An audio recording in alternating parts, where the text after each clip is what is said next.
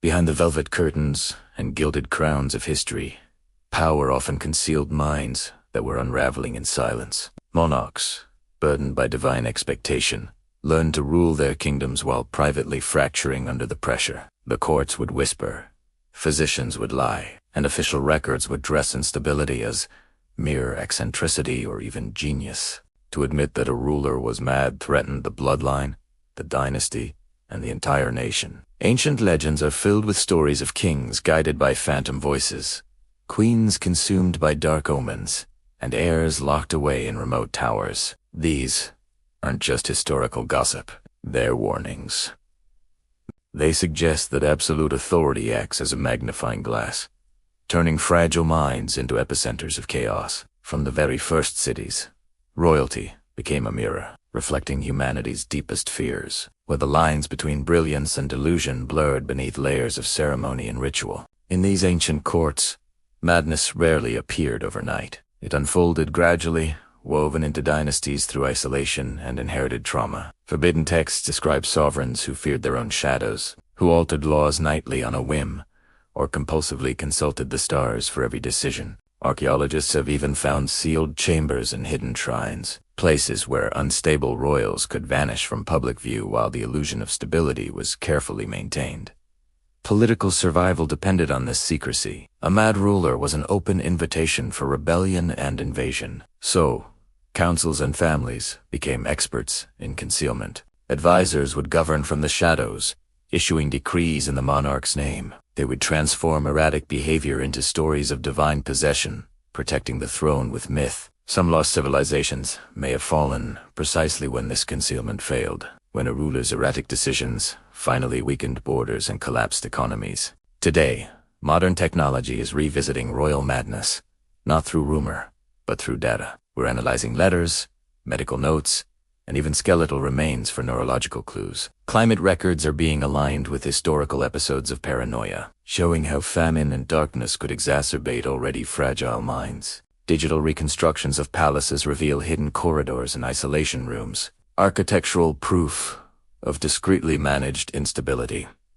Yet, even now, suppression continues. Nations resist, portraying their founders as unwell, and museums often frame madness as a harmless quirk, not a serious pathology. But with every scanned manuscript and re-examined tomb, we get closer to understanding how power distorted the minds of those protected by crowns and silence. This hidden history reframes monarchy not as a stable lineage, but as a fragile experiment, balancing immense authority atop human vulnerability. When madness ruled, continents were reshaped, wars were ignited, and entire cultures vanished. As we uncover these stories, it forces us to ask an unsettling question. Does power cause madness, or does madness seek power? A question that waits patiently behind every throne, watching history repeat itself.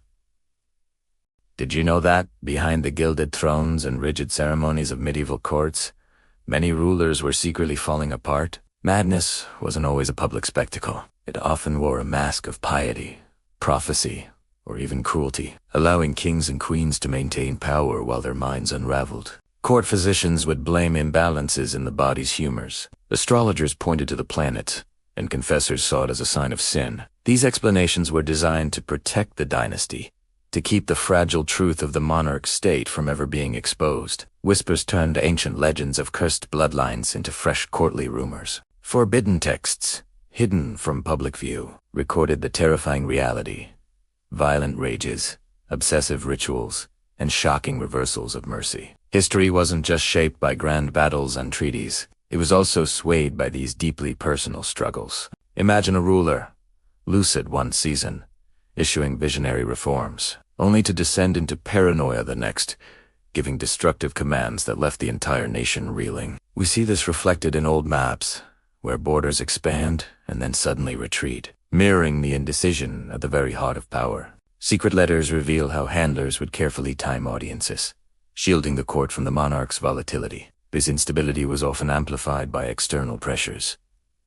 The Little Ice Age, for instance, brought widespread hunger and fear. Failed harvests fed delusions of betrayal and conspiracy, pushing already fragile minds to the breaking point. Archaeologists have even found restraint devices hidden within palace walls, chilling evidence of the private control used to preserve public order at any cost. We've uncovered abandoned capitals and half-built cathedrals. Monuments started in a moment of passionate fervor, then deserted in a wave of fear. Over time, political influence reframed these chaotic reigns. The madness was smoothed into tragic or romantic legends, protecting national identity for future generations. In the most extreme cases, a ruler's instability was weaponized. Rivals would exploit it to steer policy, provoke wars, or even justify a quiet removal from power, often disguised as an accident. Councils learned to govern in the monarch's absence, creating bureaucratic systems where the crown was a symbol, but the mind behind it was long gone. Today, modern technology is peeling back the layers of this sanitized history. Psychiatric analysis of diaries and medical remains reveals patterns of known disorders. Climate models show a direct correlation between environmental stress and periods of political instability. Together, these tools whisper a truth long avoided.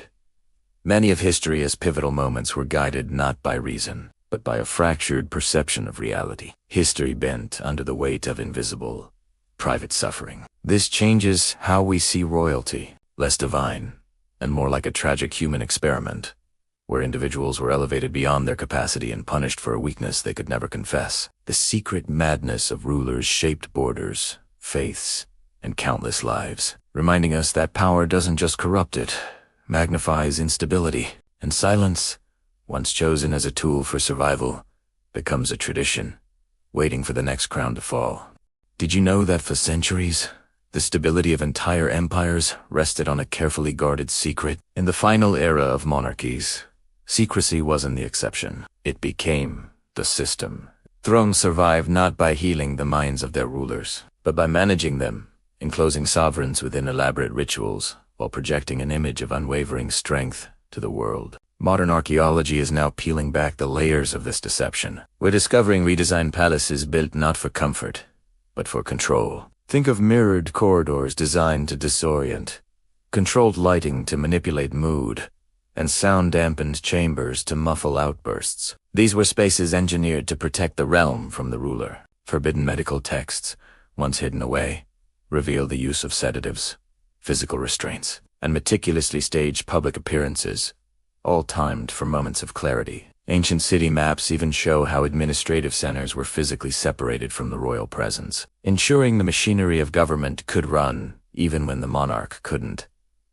This suppression of royal madness extended far beyond the palace walls. It seeped into history itself. Chroniclers, artists, and educators were tasked with reshaping memory to preserve the throne's legitimacy. Ancient legends were edited, the histories of lost civilizations were simplified, and maps were redrawn to suggest a seamless line of succession, not a fractured one. Texts describing royal hallucinations, paranoia, and cruelty were sealed in vaults or simply destroyed. Today, technology allows us to compare historical sources on a massive scale, revealing inconsistencies and gaps where unstable rulers should be. We're finding altered tomb inscriptions and entire reigns missing from the official record. But this research often faces political resistance from those who fear it might destabilize national heritage. Madness was effectively erased from the narrative, surviving only as whispers of rumor, mislabeled tragedies, or dismissed as mere eccentricity.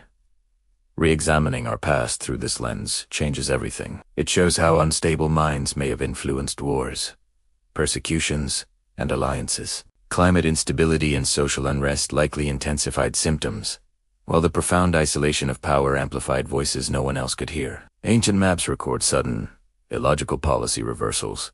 Cities founded and then abandoned. Campaigns launched without strategy. Archaeological digs reveal frantic periods of construction followed by abrupt neglect. Modern analysis connects these patterns, suggesting that madness didn't just accompany power, it often steered it, quietly reshaping millions of lives without ever being named. The political systems we've inherited still carry the habits of concealment, often protecting symbols over people. The secret madness of royals forces a darker reflection, that the course of history may often hinge on private suffering, concealed by public splendor. The most unsettling truth is that madness was never banished from rule, only hidden, waiting for new crowns and new pressures. It reminds us that if we choose to look away, history is doomed to repeat itself. Thanks for watching.